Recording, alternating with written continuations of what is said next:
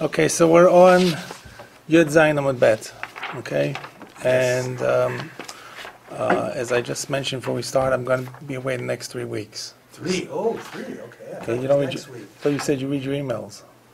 I said I don't. Oh, you That's don't? what I'm saying. Okay. Yeah, that's exactly what I was complaining about myself. I mean, So I was going to be away 2 weeks for Yontif because we're going away tomorrow. Next week, I remember. Next week, this week, and next week, and then I have to go to a school the week after.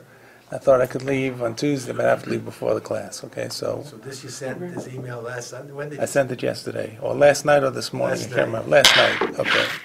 Here we go. There you go. So I see I need to send another email. Okay, now. No, I have it. Good. So this Mishnah is about events or starting certain malachos that you have to start them early enough, according to, you'll see it's Machlokas Beis Hillel Beis Shammai. So according to Beis Shammai, you need to start them early enough for the malacha to be completed, or at least a significant part of the malacha to be completed before Shabbos starts.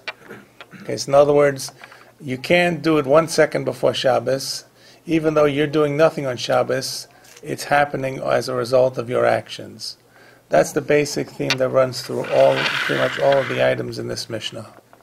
Okay, so it's back on Shabbos. We left Yud Ches Davar aside, and we're back to Shabbos. Beis Shammai Omrim, this is about dio, ink. In Shorin dio, you can't soak ink. The samamonim or samonim are types of colors and dyes. Samamonim can actually also means medications. In this case, it means poisons, right? Samamovis. But in this case, it means it's usually referring to the dyes that you soak the plant into some kind of solvent. Could be water if it's a water-based dye, and it will extract the color. Okay.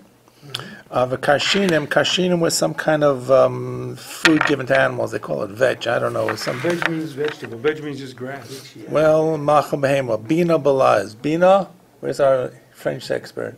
Vina maybe. Vitza? Vina. It's I think the Sansino calls it vetch or something. That's Old English for like whatever it is. It's a fodder. So, but whatever they are, let's assume there's some kind of seed or semi-grain or something. You've got to soak them in order for them to be edible for the animals. Even the animals have to have some preparation. So, so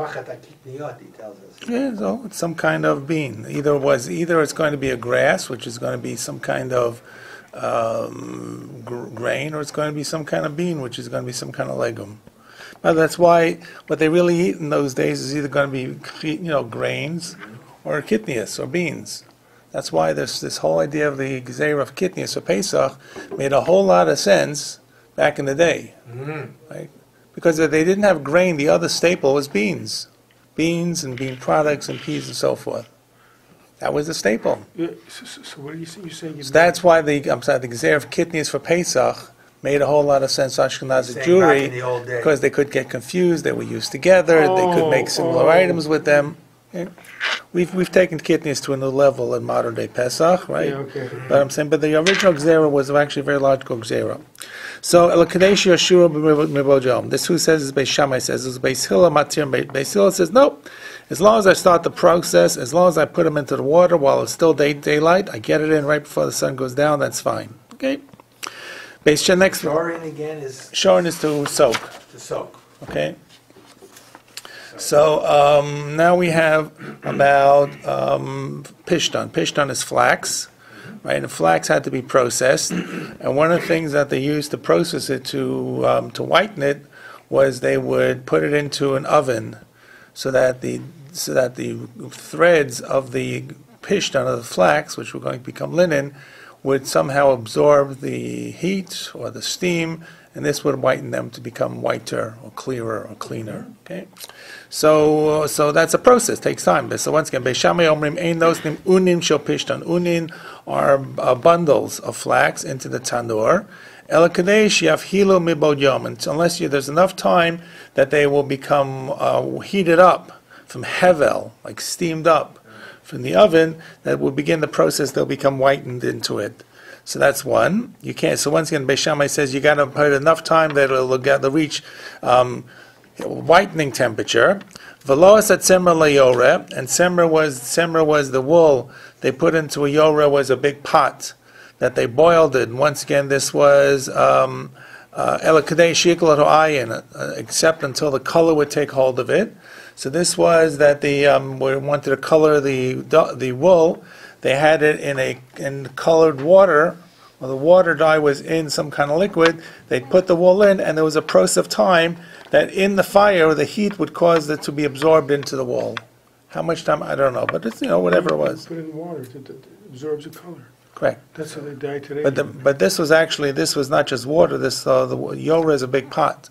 They put it into a pot. The pot was heat it up. heat it up, right? Yeah. So Beit Shammai is saying up Yeah. to some point. So far, he didn't say how far, but at least it has to reach some Right, particular Kadesh Yiklo, right, level. you've got to Some start, particular some level. part has to happen. Right. That the tseva, the coloration Right. of this dye is going to take hold and be some absorbed extent. into it, so to some extent, right? Before Once again, before Shabbos. Beis Hillel says, okay, you can do it right a minute before Shabbos. Okay, next third case. They're all very disparate cases, especially the next ones. Beis Shammai omrim, ein parsim mitzudas chaya v'ofos v'dagim. You can't set up traps. Trap does not mean it's going to kill it, it's going to trap the animal, Yeah. right? Okay? Yeah. So chaya, like it could be a deer, tzad tzvi, and the trap, we're assuming the trap is not going to be a snap trap, We're assuming these are live traps. right? Or actually, maybe it's not just to eat, maybe it's going to be to use for the pelts, right? It could be a snap trap. Okay. But the point is to catch the animal. To catch the alive, animal, right? Alive, Catch the right? animal or to catch the animal, right? Right. And ophos, the same thing, some kind of trap that would come down upon birds. They had like some kind of, I don't know what they would put, dig a pit, and they'd put some kind of leaves on top or something, or branches, and then they'd have some food attached to a pole. The bird would go in, pull the pole, the board would come down and push the bird into the pit. That's how they catch the bird. Okay, so it could be catching a bird for meat, could be catching a bird for feathers, whatever it is. And then you set it up before Shabbos, and then it would take place on Shabbos. Vidagim, and the same thing, a trap to catch fish. Elakadei, that you set up, Elakadei shiatsuda mibod yom, that you would, they would be set up before day. Beis Hillel matir, and Beis Hillel allowed you to do it right away, right before Shabbos. So all of these cases are similar, once again, to the same idea. You've got to kind of assume that it's all put together before. This is a little different because you have here an animal involved. An animal makes independent decisions, right? You put the tzemer or the pishtan in before Shabbos, it's either chemical reactions based upon laws of physics and laws of chemistry. So either it's going to absorb or not absorb. But here the animal is making its own decision. So nonetheless, Beis Shammai says you still have to do it enough time before Shabbos, that there's enough time That they could have gotten. that it could be caught, right? Kadesh Yatsudu. Not that it is caught, but you have enough time that it would be able to be caught and before, right? Okay? And once again, Beis Hillel says no, it can be even done on 2 minutes before Shabbos, correct? Okay? Okay, now, what is the concern that Beis Shammai really is concerned about? So we'll see about what Beis Shammai is going to talk about, but some of the concern is that you may it's not only the malachas being taking place on Shabbos, there may be ancillary things, like you may want to fix the coals, or move the coals, or to move it closer or further, so on Shabbos itself. So even though it looks like it's on autopilot, nonetheless, Beis Shammai says you have to do it before. No, but it's really gotten underway. That's the thing. It's not like it's just starting. It's advanced to some extent, and then you might want to figure, okay. Right. Okay. Next case. Beis Shammai omrim ein mochim l'nochri. You can't sell to a non-Jew except before Shabbos, and the following things: v'antonim imo, and you don't help him load his donkey. Put the load on the donkey. V'in magbin alav, and you don't put this his load on his back. That he's obviously going to be going out for out of Shabbos, walking for Shabbos. Then magbin alav, some tonim imo, it means helping him load his donkey. Magbin alav probably means putting the load upon him, his shoulders. El kadesh yagil makom karov. That then, unless the guy has enough time to come to a place that he will get there while it's still daylight, and he will not be going outside probably the Tchum Shabbos, right? Or that he will not be carrying on Shabbos outside the Rosh Hashanah is probably more likely. That's an amazing decision. Yeah, I get that. Well, once again, you see we've gone to a third level. Well, first level is inanimate. This next level is animals. Third level is about a human being who can make their own decision. But according to Beis Shammai, there's this gzeira that I can't allow him to do it. It can't look like I'm allowing him to be Machal Shabbos. Okay? All right, Beis Hillel matir, once again, the same thing. Beis Hillel says it's okay. You can give it to the guy right 1 second before Shabbos. Okay? This is, by the way, a question that comes up about, not in this country so much, but came up in the United States about sending mail on Erev Shabbos. Right? We're here too. Oh, because it get delivered on Shabbos? Yeah, I guess there is delivery, and internally they're moving things around. There is no delivery on Shabbos. No delivery on Shabbos, but maybe they pick it up or whatever. Right. So the basic rule was you're not asking the guy to actually work for you directly. He's working for the government, or for the United States Postal Service, which is a subsidiary of the government. It's really independent now. And and the only time you're really requiring him is if you send it as like express service with Saturday delivery. Right. Yeah, doing it for you. Right, then he's doing it for you. Okay, then he's actually doing it for you. Okay, next case, similarly moving a similar kind of thing. Beis Shammai omrim ein nosnim oros le'abdon. You can't give over skins to be tanned, to be, what do you call them, the chemicals that work on them. They worked on it, I think. Right. Avodah, maybe. But lavdam means to. Doesn't mean to work on them. It means But you don't. specifically to tan. But it's meaning like you're putting the chemicals into the system, or you're softening it up. Yeah. You're processing the R. Right. V'lokelim lekobes nachri, and this is one that's probably even closer to the mail service. You can't give your kelim or your clothes to a non-Jewish cleaner. Ela kadesh yasu mibod yom, unless there's enough time for him to finish the skins during daytime, or to do the cleaning on during daytime. Right? Okay. Who says this? Beis Shammai, and what has happened? Uvakulam Beis Hillel matirim im hashemesh. And in all of the above cases, it's just a summation about this, that the Beis Hillel allows this to be done as long as the sun is still shining. Biot hachamos arachas. So 1 second before sunset, you can still give it to the guy. Once again, you're not telling him to do this on either coin. You're right. You're simply just asking him. You're just giving him it right before Shabbos. Okay. By the way, is it the same for white clothing and for colored clothing? Which one takes more time? I don't know if today there's a difference, but back in the day, white clothing took more time to Today, if you give something to Today, if you were driving home, let's say, for Shabbos, and you went by the dry cleaners and saying, don't give it to him, right? Because, let's say it's... You have to give enough time or something. Well, I'm saying, he's not going to do your stuff right away, right? I mean, you might do it the next day on Shabbos, or might do it on that guy. The real question is, how long do they take to do it? Like, I don't know, when I was a kid, all the cleaners, back in New York, they all had either 1 hour service, or some that said 3 hour service. They always had a big sign, some hour, 1 hour, 2 hours, 3 hours. But of course, you had to pay a premium for that. Exactly, but if you don't, then it... But that just means the guy can do it, right? Right, but if you guys... But you don't care. You don't want it back there. You just say, here. If you have 2 days or 3 days, it doesn't really matter. Yeah, that's what I'm saying. Okay. Yeah, Sunday. You said Sunday morning, though. Yeah, but he said like Monday morning or Tuesday morning. Right. But the truth is, the guy can come in Saturday night. He doesn't. He can do what he wants. Right. I mean, the reality is, I don't know how long these things take to work in a dry But it cleaner. doesn't work on your shirt You know, but I particularly, mean, or your pants. if you drop it off 5 minutes before Shabbos and say you're going to pick it up 5 minutes after Shabbos, Right. then you're in trouble, I'm right? saying, So that's you have right. to leave some room No, but there. I'm saying, you're going home, right? You drop a little it off. bit late. Right. Okay, but you had your stuff in your car. If you Right, just drop drop it the off. stuff in, and I'll pick it up Monday, Tuesday. You don't care. You just want to get it in, right? By the way, this is a non-Jewish cleaner, right? If you had a Yeah, Jewish cleaner, assuming it's Jewish a cleaner would be much more non-Jewish. complicated. Of course they're not. Right, okay. So, and once again, the non-Jew is a non-Jew, and he does what he wants to do. But you've got to make sure that you're not appearing to be helping him along in the Malach on Shabbos itself. So that's the whole machlokas Beis Shammai and Beis Hillel. Okay. Now, and I just mentioned about the colored and the white clothing.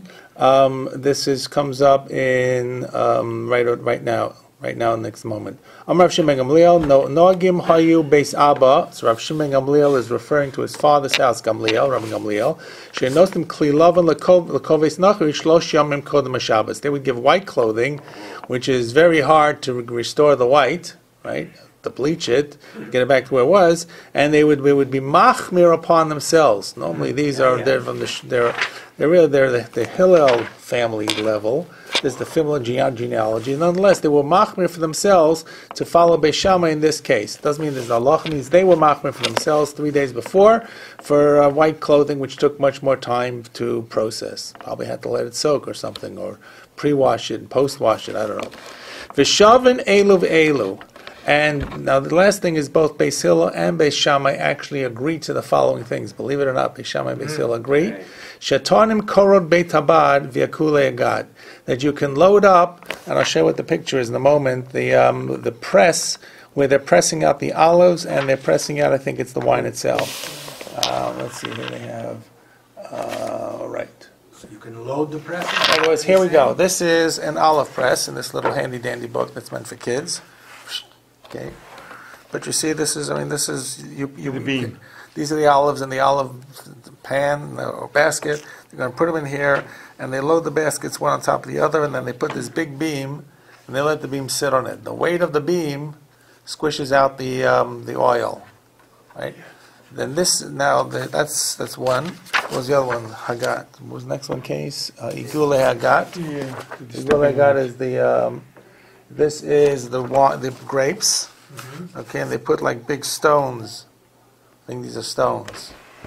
Yeah. Stones on top of the grapes, and it obviously just the pressure presses down and squeezes out the juice, the grape juice. Okay, now which means you're doing it on Erev Shabbos, Right. You can load these things. and you're going to come back on Sunday morning, and guess what? All the olive oil is going to be out of there, and all the grape juice is going to be out here. Oh. Now, who says this? Both of them. Both of them say it. This sounds even worse because this is clearly taking place in Shabbos. Right. So the question is, why would Beis Shammai agree to this? There's a long Rashi that explains it. Rashi says that what could be the malacha here? What is the malacha of squeezing? Where's their squeezing? So the answer is there's a whole bunch of separation processes that took place in the Beis Hamikdash when they had to prepare the samamonim, the dyes, and the Mishnah in the 6th, 7th parak talks about this like bread. So they had, and this is a whole idea of borer, of separating things one from another. So one of the things they had to do was they had to separate the shells, the husk, or the staff from the kernel, right? And how would they do that? They would winnow it. What's winnowing? That's like a sieve. So before they throw it up in the air, what do? There's zoreh. There's first they also have to stamp on it. They have to break. They have to break the kernels from the correct. Which kernel are we talking? Like you have to break the wheat kernel, the wheat seed. What are we Talking about wheat. Wheat. No, we're talking about Well, wheat. now we're going to Like wheat. those. You got to break the wheat off from the stem, and then you got to throw it up in the air so that So the light. Okay. light stuff goes. So here- There's a couple Here's steps. the process. So first thing is here's dash. Dash is I don't know what they call this in English, where they got the ox Right, with a caught, heavy. where it's breaking the threshing. Thank you. It's called threshing, not threshing. Threshing board. Right. You said that last week. Yeah, because I looked it up and This is the threshing. There's a threshing plow, or it's actually a type of board, and the cow pulls it around, and basically the weight is going to break the straw off of the kernel, the husk, and I think break as well.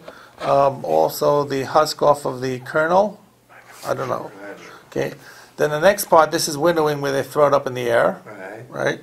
And then finally, there's this is called zoreh. Then there's also called borer. Borer was after they separated all that, they had to take the pebbles that remained out of the away from the little food. Okay. And then they go into grinding itself. Does that make sense? So you have here dash, zoreh, and borer. These are 3 of the 39 malachos. Okay. They're actually very similar, or in terms of what they're doing, they're all doing separating. Right? Borer actually has a lot of implications today. For example, you can't pick out the pits from the fruit. Right? So, for example, the most difficult example, common example is the watermelon pits. You can't take the watermelon pits out of the watermelon. You can take the food out of the pit. right? For example, you can eat the apple and leave behind the core, right? But you can't go in and pull out the core from the apple itself. The truth is, if you cored an apple, you're probably taking out some of the apple with it. But the case of the watermelon pits, even though now we've developed pitless, What? Exactly. right? Seedless watermelons. But that's a good example of where that's borer, where you're taking out the refuse or the what do you call it? The part that you don't want to use from the part that you want to use. And that was the way that they would actually do it. That was borer hairs where they take out the pebbles.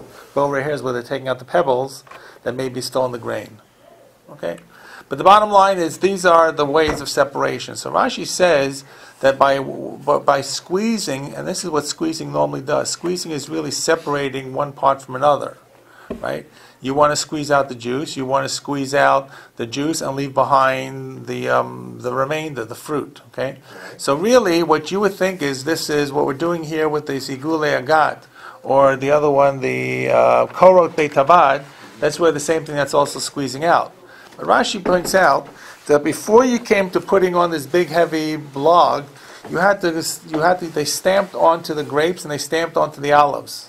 Probably not using this kind of cow and ox, with their feet. Yeah, you showed the picture. There's the picture there. You didn't show it, but it was in the picture before. Right. The guy was standing on the grapes. So they would stamp on the grapes, and they would stamp on the olives, they would crack them out, and then that was the first way that they separated. And then to continue the process, right, it doesn't really have this here. You had it there. You had it, you didn't mention it. Here. Okay, yeah, thank you. Okay, Archie's pointed out. This is about the grapes, where he's standing on the grapes. He's stomping them down, right? Anyone who's ever done, you're a vinter. Yeah. You stamp on the grapes too? No. How do you break them down? Different mouth disease. What? I don't do it anymore. I used to have a machine with like spikes that would break them all up. Okay, but you're a small-time vinter. Nobody does it. Nobody does it with their feet. Nobody does it with In their feet. Italy, you don't think anymore? They still do it? I don't know. Back in the, we once went up in the Galil. In the Galil, they have this. That's for in the Galil, they have this recreated village. That's for tourists. That's for kids. They stand on the grapes and they collect it, and then you put it in a bottle and they give it to They you. all have machines that We're more go through. advanced They than have that, machines. Takes a minute. They Anyways, bottom line, guys. Okay, so Rashi points out that the dash already took place. In other words, all of these examples of things that we had in this Mishnah are examples about malachos that if you were to do them directly on Shabbos, they would be asim in Torah. For example, tzad. You can't catch an animal on Shabbos, right? So the gezerah is, if you put the trap up before Shabbos, you have to have enough time for it to catch someone. You can't carry on Shabbos. If you gave it to the non-Jew and he's going to catch, does he have enough time to do it, or it's not your problem? On all the other examples that we had in the Mishnah. So here already, dash, separation has already taken place because you stomped on the grapes or you stomped on the olives. So all this is doing is continuing the malach of dash that already took place and already was done. So therefore, even Beis Shammai, separation can be a lot of things. Separation is going to be whether you stomp on an item to separate the husk from the kernel, whether you're going to throw it up in the air and it blows away. Is separating okay or not okay? So it's not okay in certain ways, saying. correct. But it was done already before Shabbos by stomping on the grapes before Shabbos. The process was done. This iguli were done, the iguli with the stones we put on top or not? Yes. So why But that's why they do it? Yeah, so if it's done, why am I It's done, doing it? that's what I'm saying. No. So the answer is That's what I'm- so all the okay. Sorry. I'm sorry. So all the examples. I have the same problem. Okay, let's back up. The Mishnah is all about cases that you can't do things on Shabbos, right?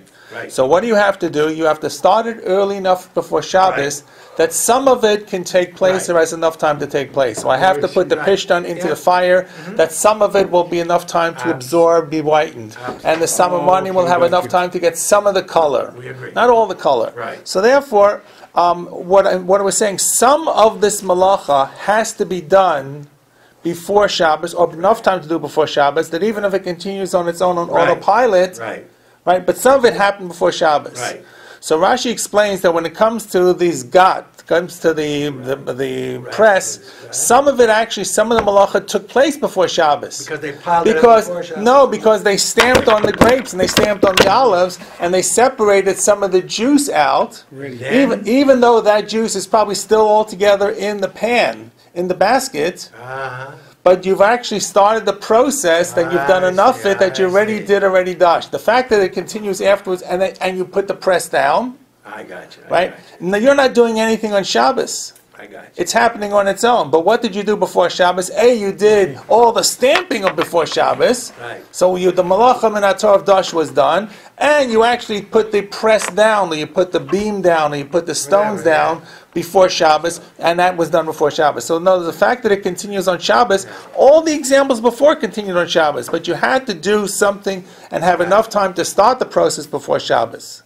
So in a way, they're agreeing with Beis Shammai, because that's what Shammai always said, as long as you did a certain amount. So that's why Beis Shammai says, so it's actually reversed, that's why Beis Shammai is agreeing with Beis Hillel. I think Correct. the other way Beis Shammai. Well, in a sense, except Beis Shammai always said, you got to do a certain Okay, amount. and in this case, something was done. Exactly. Correct, okay. Hillel's Right. agreeing with So that's why this example, this last case about the press, is actually where Beis Shammai and Beis Hillel agree, because it's an example of where the malach already was done, not completely done, because you got to still put the press down to get the secondary liquid out, right? Right. And by the way, after they probably did that, they still had to extract more liquid, probably by heating it, right? You can heat the olives to get more liquid come out. What about the grapes? They do that Whatever it today. is. They use solvents. Okay, maybe They actually use solvent. solvents and they take the solvent, what I understand. Okay, but back in the day, probably they put some heat used heat as well. Okay, at any rate, all right. So this is The Mishnah. This is the Mishnahs. The Mishnah so far so good. So each of the cases really are pretty much independent. Okay? So the Gemara says now, we'll go back to the first case. Remember the first case? First case we just did was about putting the water into the, putting the dye, putting the ink or the coloration or the vetch into the water, right? And you needed enough time that it would be able to be absorbed into the water itself, that some of the dye would be absorbed into the water. Kidei she yashuru mibod yom. So that's what Beis Shammai said. That's not, by the way, a whole long period of time. The periods of time become longer with the other ones. So, but at any rate, it's more than you're not really doing extracting it. You would think if you really want to extract dye and get it into the liquid, what would you want to do? You want to stir it. You want to squeeze it into it. Right? You're simply just dropping this vegetable that has the organic dye in it into the water. You're simply putting the vetch, these kashinim, into the water. You're not even doing anything to make sure that the water is moved around. You take the ink, which is this heavy ink, and you put it into the water. It probably looks like a blot on one side, and the other end of the pool, or the other end of the pitcher, is probably very, very, very light, right? So but that seems to be considered already the malacha of coloring, of tzoveya, which is, by the way, that is one of the 39 malachos. Tzoveya is one of the 39 malachos. So Gemara says, "Man tana nesinas mayim l'dio zuhi shriyasan." Who is the opinion which says that simply putting water into the ink, this is the process of soaking it? You don't need anything else to do. In other words, you didn't move it, you didn't stir it, you didn't kind of squeeze it, right? And to do anything with it. So who is this? So Amar Rav Yosef. So Rav Yosef says, Rebbe hits Rebbe, the Tanya. Echad nosin at the kemach, v'echad notin at hamayim, hoachron chayav. So this is about the case of the dough, right? If you want to make dough, so what do you have to do in terms of you have flour and you have water? What do you do? Put the flour in. Put the flour and the water in together, and then what do you do? Stir it. You need it. You knead them, Knead it. right? That's a malacha called lisha. Right. Right, one of the things you cannot do on Shabbos, it's lisha, it's kneading it up. What happens though if you didn't do anything to the water and dough? Just pour it in the water. You pour the water and you pour the dough in. Nothing will happen. Nothing will happen. Not even dough. The flour. You put the flour. It doesn't mix with the. Some of it won't mix. Some of it will. Some of it will. Some of it won't. Okay. So we all agree that that's not really full kneading. It's going to be a pretty rotten challah. Exactly. Right? Okay, we all agree? Absolutely. Okay, I mean, we had this. My wife makes challah. She used a bread maker. And after a few weeks before, but maybe 2 weeks right before Shoshana, the bread maker died. It gepaigered right in the middle. Okay, right in the middle. And it's a good thing we were home because you know the way these things do, they stir it up and then it warms it up so it should rise. Right, got it right. But it was rising without having stirred it up. The motor actually just burnt out. Right? And that was it. So, and so I went to get a new one. But I'm saying, but you realize, and you know what? Eventually she made challah with it. It was an unusual type of challah because you could still see what it had been. But we were able to save some of it. But then you realize you take flour and you take water. The next part is actually mixing them up. Absolutely. So I got two people here. So one person has got the water, one person has got the flour. Okay? And what would you normally expect would be the malach of lisha, not disha, lisha, put the flour and the water in, and I start kneading it. Right. If I didn't knead it, am I doing the malach of lisha? I don't think so. Doesn't look like it. Doesn't look like However, Rebbe says if the moment you put the flour and the water together, that's considered lisha. Whoever puts the last one. Which means who's ever putting the last one, if I have two people working at it, I have one person working at it, right hand, left hand, it's one person, it's no brainer. But I have Reuven and Shimon, Reuven puts the water in and Shimon puts in the kemach. Even if nothing happens, nobody stirs it, both Reuven and Shimon stand back and wait to see what happens, the last person who puts something in is whether the flour or whether the water, that is considered enough for lisha. So, that's what the Gemara says. We'll read it inside, and then we'll see how it's going to apply to us here. Some Rav Yosef, who's the author of our Mishnah, Rebbe the Tanya. We have a Mishnah, we have a brisa later on in the end of Masechet Shabbos. And this is not about Samamonim, this is about Kemach. Echad notenet a Kemach, v'echad notenet a Mayim, hoachon chayev, divrei Rebbe. Right? The Rebbe says the moment you put in the last guy is chayev. Rabbi Yossi Omer, Rabbi Yossi says, or Rabbi Yossi, Rabbi Yehuda says, Eino chayev ad shigabel.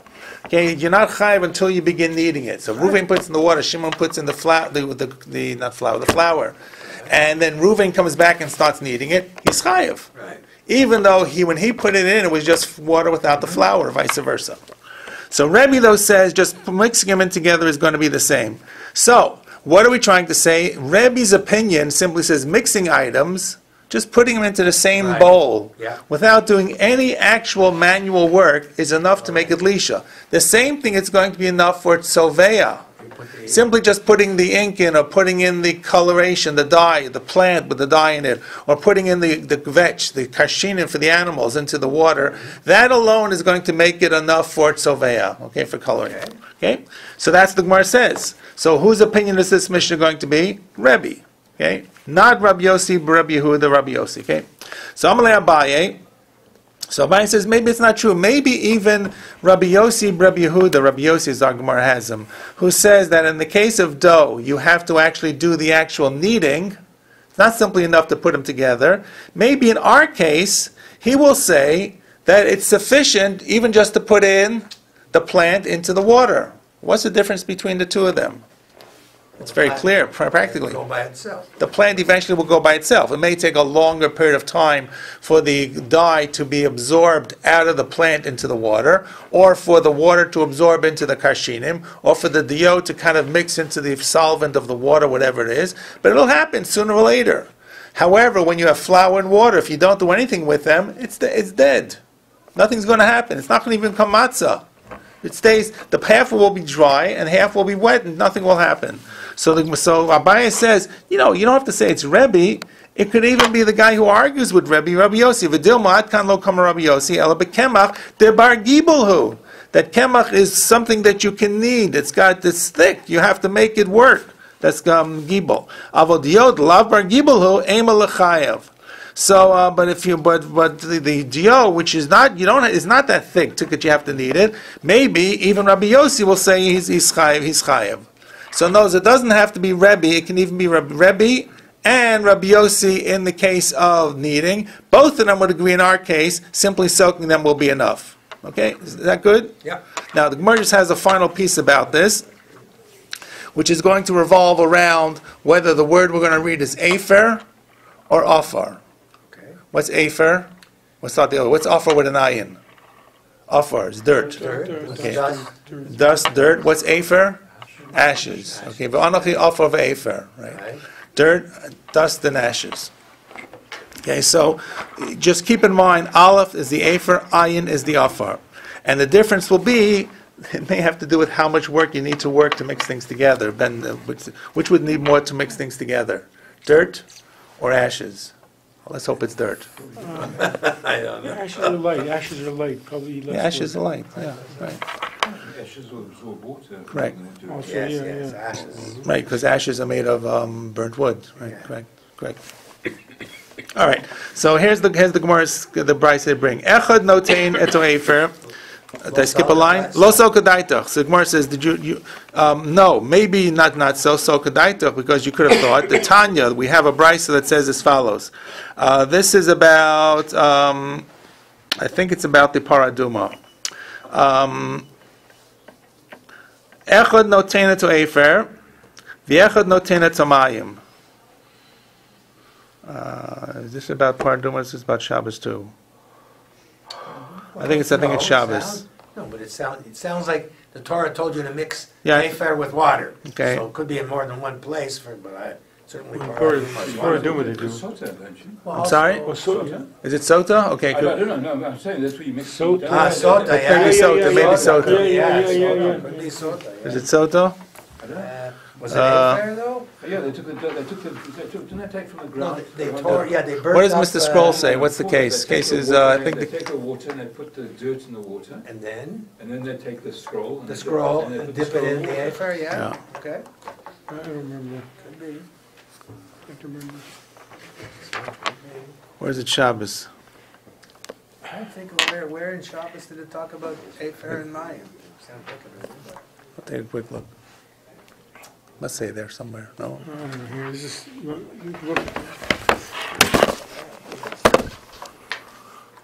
That's not so good. 6, 7. It's making clay. Okay, it's making clay. Making clay on Shabbos, okay? Maybe for bricks or something. For binyan, okay? It's making clay on Shabbos for binyan, okay? So you're making clay for boneh. Boneh is also one of the 39 malachos. So how do you make this? You're going to make some kind of clay or dirt with water, or maybe you'll see it might be even ashes are mixed in as well to build something that has more substance to hold it up. Okay. So the Gemara says as follows: similar kind of scenario. Two guys working together. The Tanya, echad notena to afer, ve'echad notena to mayim. One guy's putting in afer. What's afer with an aleph? Ashes. And one is putting in water. So once again, they're mixing something together that they're going to use to build into some kind of, I'm not sure what, some kind of primitive clay or some kind of mortar that will come together, some kind of paste. So once again, ha'achron chayav. Divrei Rabbi Yossi, Rabbi Yehuda, Omer Achigobel. Same machlokas about these two guys with the working with Afer and Mayim, as was before about needing Kemach and Mayim. Okay, so the Gemara says that looks to be the same kind of thing, where you don't really need a whole lot of work to mix ashes together with water. Right? They'll automatically, eventually, one will be absorbed into the other. If you do nothing, eventually the mix will eventually absorb one into another. Slowly, but it'll happen. So Gemara says, so that's the same thing. So Gemara says, V'dilma my afer, afar. No, says the Gemara. Maybe it's really, when it says afer, it's really understood as not afer ashes, but afar. Right? Now I know afar and afer are written differently. But in an oral text, kind of Masorah, it could be possible to confuse the two, or sometimes the terms we use loosely, right? I am dust and ashes, okay? What is dust? Afar. Afar is really dirt, right?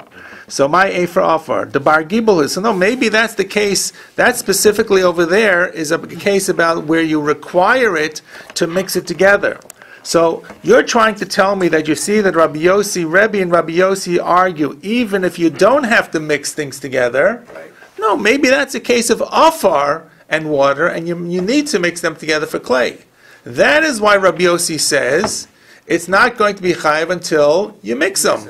Rabbi will say he's going to be chayiv the moment you put them together. Right? And Rebbe will be therefore the author of our Mishnah. It simply says putting dio into water is fine, and therefore putting water and flour is fine, and therefore putting water and ashes and water and dirt will be fine. Rabbi Yossi will say no. And for making dough, I have to mix them, I have to knead them, I have to combine them and knead them. For making clay, I've got to combine them and knead them and work them to make the clay. If I don't do that, simply putting the two together, afar and mayim, I'm not going to be chayev. So in other words, our Mishnah can't be both Rabbi Yossi and Rabbi Yehuda, because we think now it's not Afer, it's really Afar. So the Gemara says, wait. V'tanya Afer. It said Afer. So the Gemara says, no, but wait, V'otanya Afar. It says we have another brisa and the reading was Afar. So no, it's not just a confusion. The Masorah, there apparently were two different brises. One said Afer, one said Afar. So the Gemara says, you're right. Mi de Gabi Adodi Tanya. Both of these brises were not written the same way. In other words, one brise obviously seems to follow one tradition. The other brise seems to follow another tradition. So Rashi says that there were many different organizational structures of brises. There's Rabbi Chia and Rabbi Shaya. So one version was Rabbi Chia's version, one version was Rabbi Shaya's version, and in one of them it said Afar, and one it said Afer.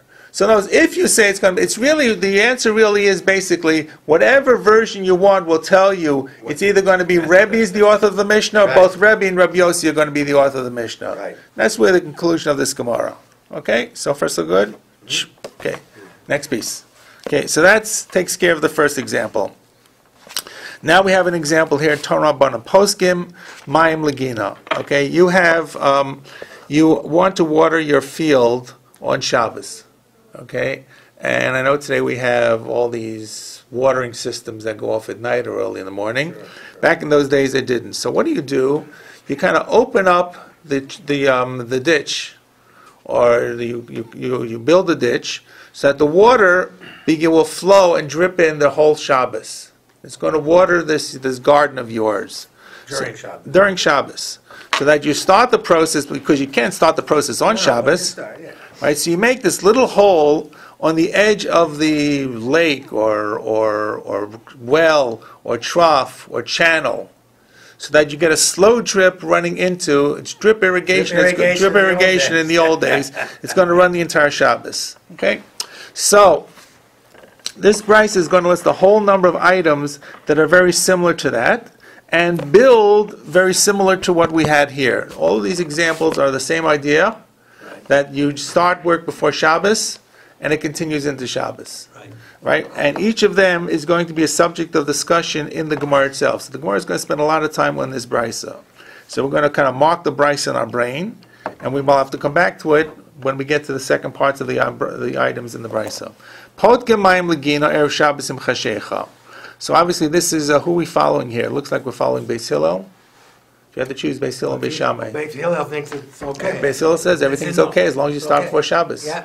Right. So you're going to you pop the hole before Shabbos, erev Shabbos im chashecha, which means Friday as the sun is going down. Right at candlelighting time, even later.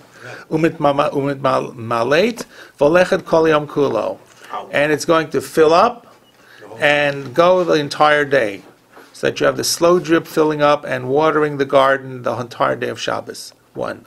Next case. Umanichim mugmar tachas hakelim. Umizgamrim kvolchim kol yom. Mugmar was a type of incense. It was a type of spices that would, it's like an ancient Febreze, okay? But it was an auto Febreze. It's like, you go in the washroom and you hear these things go off on the wall. They have these timers, right? This was the same idea, but it was set off. The incense was released through heat. So if you wanted to have this continual fragrance going, you'd have to put it somehow on a fire of some sort and some kind of utensil that would hold it, and it would release it through the day. And the smell, the fragrance would go and revive the smell of the clothing, or replace the smell of the clothing, right? You have to remember, ancient world was probably a smellier place than our world, okay? No doubt about it. Right? We all agree? Middle Ages, okay? So at any rate, this is something this is called mugmar. Sometimes, by the way, they used it around meals as well, okay? So manicha mugmar tachat hakelim. And they have Erev Shabbos in parentheses, Umid Gamrim Volchim Kol Yom Kulo, and it would go the entire day, would continue to set off this fragrance throughout the entire day, and would permeate the clothing in the house. Okay, same idea. Next, Umanichim Gafris Tachas Akelim. Okay, Umid Gafrim. Gafris is sulfur. That's sulfur. Really okay. surprising. So it'll be more surprising when I tell you what they use it for. When people have silver or gold utensils, let's take silver, because silver tarnishes. What do they like to do? They like to shine it. And the hardest part about shining up silver and taking off the tarnish is the tarnish still sticks into the indentations and the etchings, right? Okay, right. So yeah, you have to try to get a toothpick and get it out, because otherwise people will see that it's already tarnished and we're tarnished. We all agree upon that? Yeah. Right? Now, it appears that in the olden times, the days ago was exactly the reverse. They wanted to use the sulfur to create some kind of tarnish on the utensils that would therefore highlight the etchings that did not absorb the tarnishing. Oh. Okay? So if you can think of your old silver or silver plate that has been cleaned and polished and see that you can see inside the filigree that is still dark, which you say, oh, I wish I could clean that in there, that was the mila that they had. Okay? So, and apparently to do this, and to have this tarnished stuff that the etchings were not tarnished and showed out, this was rather the highlight of eating, of the society. So you wanted to do this on Shabbos as well. So therefore, as a result, Sulfur.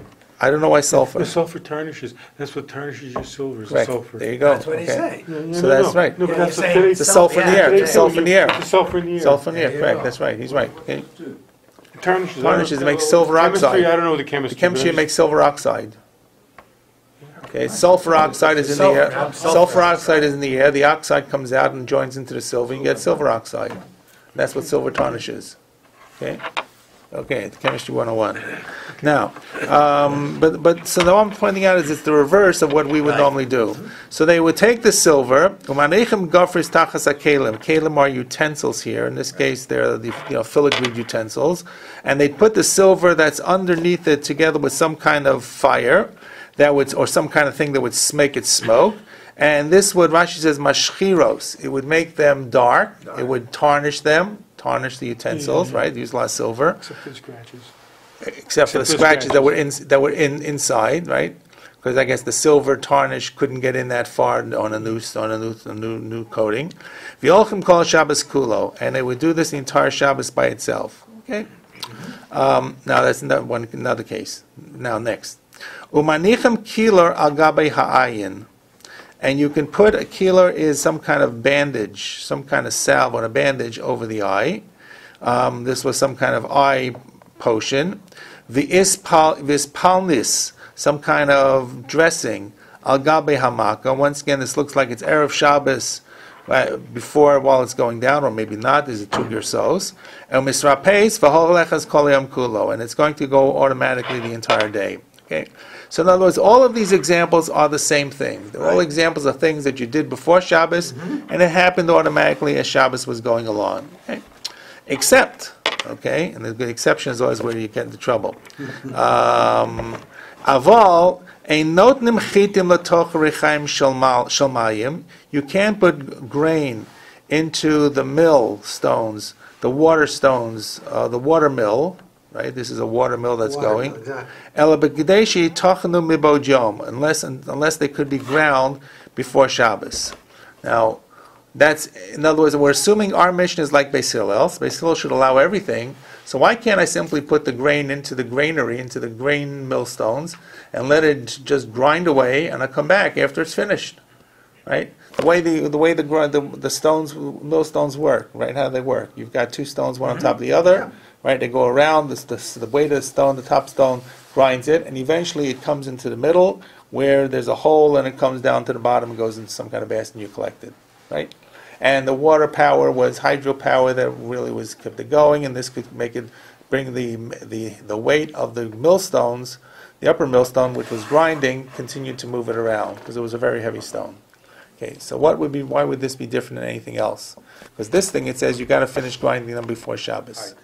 So the Bryce actually explains it. The Bryce explains it. The Gemara will have to explain a little more, but the Bryce does give you an answer. My time, what's the reason? So here's the first answer. Amarabba mibnei shemashmat kol, because the way a grindstone works is it works with friction. Right. Now the grindstones are worn down pretty smooth. So as long as there's nothing in the grindstone, in between the grindstones, right, it's going to be quiet. Or even more so, I think they probably could have the water bypass the grindstone. I believe the water would bypass the grindstones. The wheel. Bypass the wheels, the grindstone wheels. right? And the water wheel was simply just turning. You didn't have them connected by the gears, and it was quiet, right? But the moment that you have the water going in and moving that heavy stone one on top of the other, and you have the friction on top of the grain, it's a lot of grain. We're not talking about a couple of kernels. We're talking about bags and bags. So that's noisy, right? And you hear it's like one thing grinding, like going to a factory floor. One machine going against the other. You're not going to sit in the middle, they assume, or just the fact that it's making noise? It's making noise. It makes noise. Avshem Milson knows it disturbs people's Shabbos. Just the noise itself, the grinding of the noise disturbs people. Yeah, that's what I'm saying. So it's the noise that bothers people. Right, I don't know. You have a certain feeling for Shabbos. Absolutely. Right? Certain things just kind of like, this is not about a halachic feeling for Shabbos. I stayed in Midtown Manhattan for Shabbos. Once in my life. I was a younger kid. And I got up in the morning, and I couldn't believe the hustle and the bustle. Saturday morning, Shabbos morning, I'm walking to shul, was almost like it was Monday morning. Right? You get up here on Shabbos morning, it's quiet. It's more quiet. or less, yeah. Even as the day goes along, there's a difference. You can see it. Maybe not on Bathurst Street, right? But you see it on the streets around your house.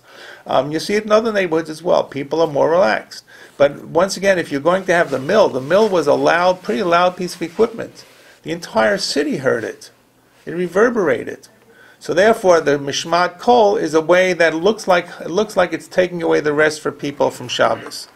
Now, that's Rabbah's interpretation. Okay, so at least we have one interpretation on the floor, on the ground, what this would be. Okay, but that would make the last item different than all the others. Correct? Does that make sense so far? Okay, that's an important thing to keep in mind. Absolutely. So Amalei Rav Yosef. So Rav Yosef says to Rabbah, and the two of them go back and forth many times in the Shas. V'lei mamar mishum shvisas kelim.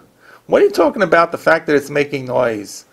Talk about the fact that the keli, the utensil of the mill, is working. You're supposed to work. You're supposed to rest on Shabbos. Your animals are supposed to rest on Shabbos. Laman yanuach shorcha v'chamorcha. And there's an opinion that says your equipment has to rest on Shabbos. And they quote the pasuk in the end of let's see, this is Mishpatim. The Tanya v'chol asher amarti alechem tishameru l'rabos shvisas kelim. That everything that I told you should do. This is the Shabbos comes up before it.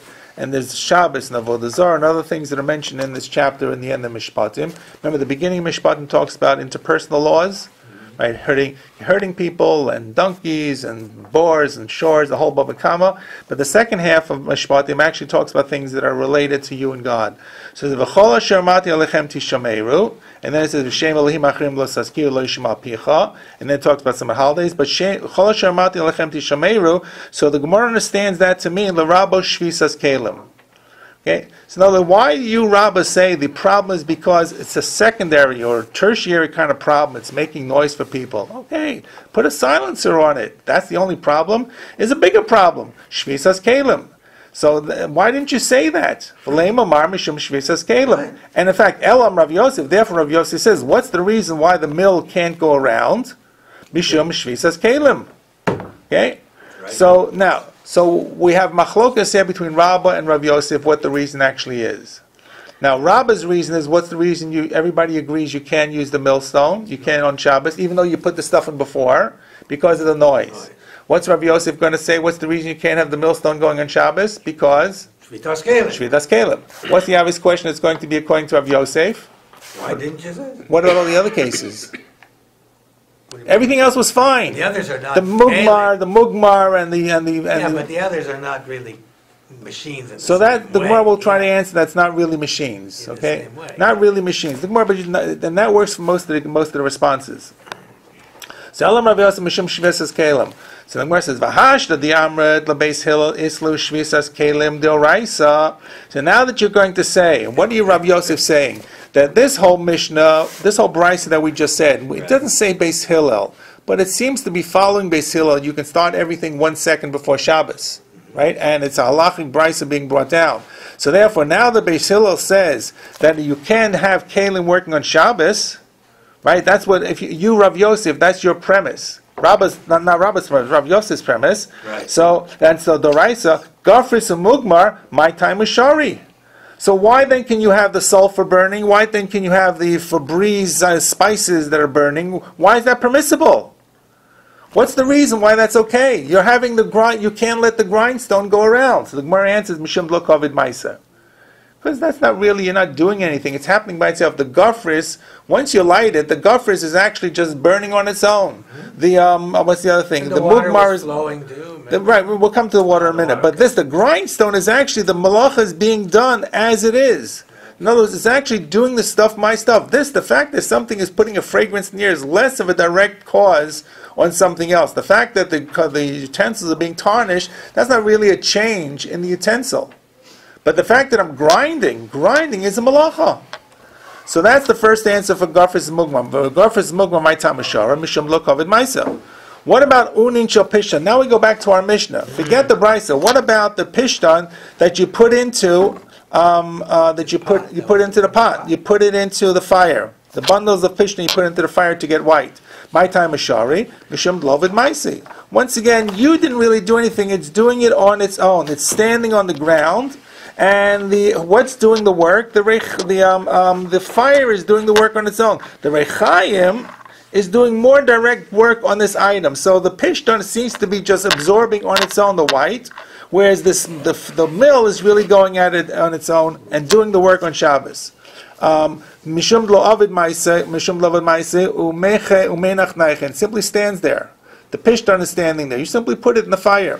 What about mitzudas chaya ofas dagim? What about catching fish, catching animals, birds and fish? To call avid ma'aseh, you're doing something. You're catching them. The trap is going down on the animals on Shabbos. Are you guys with me? The trap is going on the animals on Shabbos. So my time is shari. So the Gemara says hasam nami beleche v'kukari lo kavid ma'aseh. So lechi and kukari is I'm not really doing anything. Okay, let's share the picture. Okay, I'm not sure if this is the picture, if this is where the picture up here that's really right, but these two pictures are the right pictures here. Sorry, these two pictures are the right picture. I'm not sure if the fox pictures are really meant for kids, okay? But here, this is where I showed you. It's like, you're not actually trapping, the bird traps itself. Like, you're not trapping the animal. It's not like you have a trap coming down. The bird pulls the trap, the bird catches. And the fish, let me explain to you what this picture really looks like. I once gave you a page with pictures on it. This is one of them. The fish himself catches himself. The fish goes into this is like bamboo, reeds. It's not a hat. It's reeds that are wrapped together. They're thinner in the front and thicker in the back. The fish goes in the head first, and it gets caught by the gills and can't back out. So you're not doing anything. This obviously is attached somewhere onto some kind of thing. You can catch it later on. Sure. So it's not that you're catching it and you've got a net that comes down on it. The fish catches himself.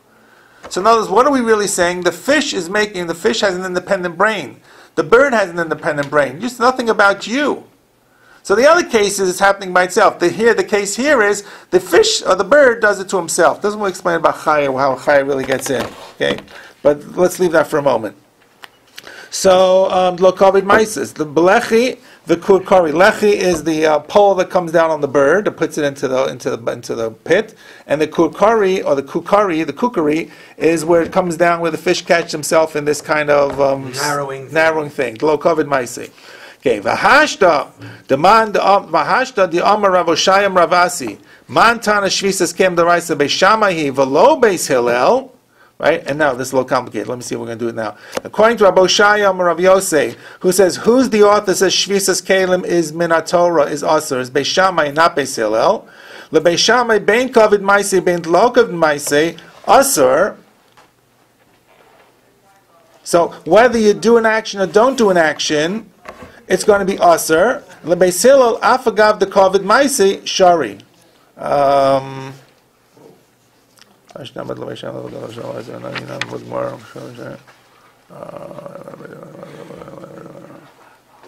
see if we can finish off the next few lines. All right.